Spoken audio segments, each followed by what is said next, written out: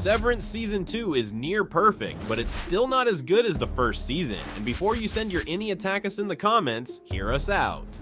The whole appeal of Severance is hinged on several mysteries, such as what the MDR numbers mean, or what Lumen is really doing in the very bottom levels of its office. From Mark's tragic life to Lumen's eerily plausible dystopian workplace, nearly all the elements that made Season 1 a hit are designed to cleverly conceal, hint at, or expand these mysteries. This allows the viewer to fill in the blanks with their own theories, giving the show's themes, plots, and clues an extended shelf life in our minds. And unlike the first season, Season 2 didn't have this advantage. On the contrary, the second season was practically obligated to resolve the biggest mysteries dropped by Season 1, and while Season 2 pulled it off, it almost seems like a different show. From its shaky pacing to its extended backstory episodes, why did Season 2 have to veer away so much from the elements that made Season 1 perfect?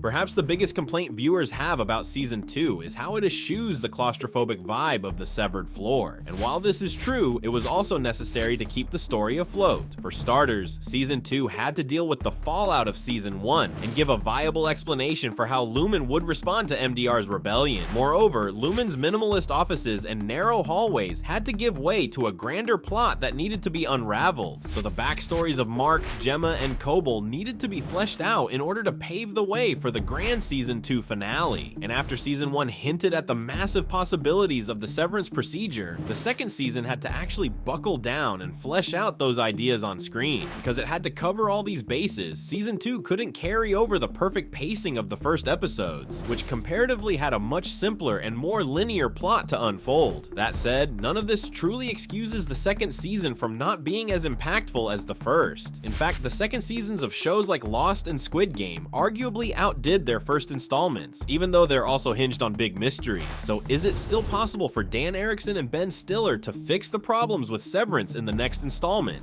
The short answer is yes, it's entirely possible. There are still quite a few mysteries for Severance to unravel, such as the real, wider purpose of Cold Harbor, and the specifics of Lumen's plans for mass severance. At this point, the show has nowhere to go but deeper into Lumen's schemes. And whether the writers have what it takes to outdo the earlier seasons, Severance already has everything it needs to make Season 3 the best installment of the show.